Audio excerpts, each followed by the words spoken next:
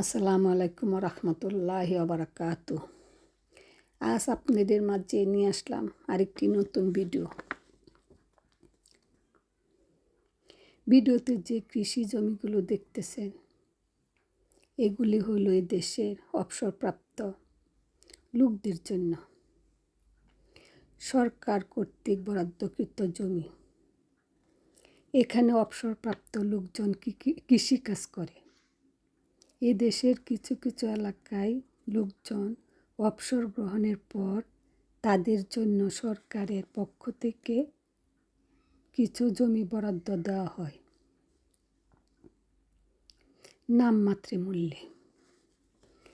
এর প্রধান উদ্দেশ্য হল অবসর গ্রহণের পর লোকজন যেন ঘরে না বসে থেকে জমিতে পরিশ্রম করতে পারে। এতে করে লোকজনের স্বাস্থ্য ও মন ভালো থাকে, কারণ এদের প্রয়োজনীয় সবজি নিজেরাই উৎপাদন করতে পারে। অবসর গ্রহণের পর মানুষের হাতে যদি কোনো কাজ না থাকে তাহলে ঘরে বসে অলস হয়ে পড়ে, অসুস্থ হয়ে পড়ে এবং বিভিন্ন হতাশায় ভুগে থাকে। কারণ এ দেশের সামাজিক ব্যবস্থা বাংলাদেশের সামাজিক ব্যবস্থা থেকে সম্পূর্ণ আলাদা। এ দেশে সন্তান যখন প্রাপ্তবয়স্ক হয়ে যায় তখন তারা আর তাদের মা বাবার সাথে বসবাস করে না,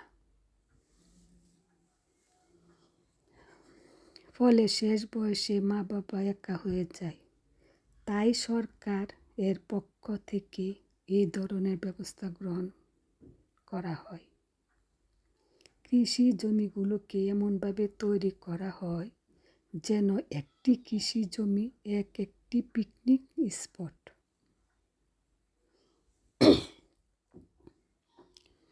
এবং এখানে সব ধরনের সুযোগ সুবিধা থাকে। তাই দিনে দিনে সরকারি এই উদ্যোগটা খুবই জনপ্রিয় হয়ে উঠেছে।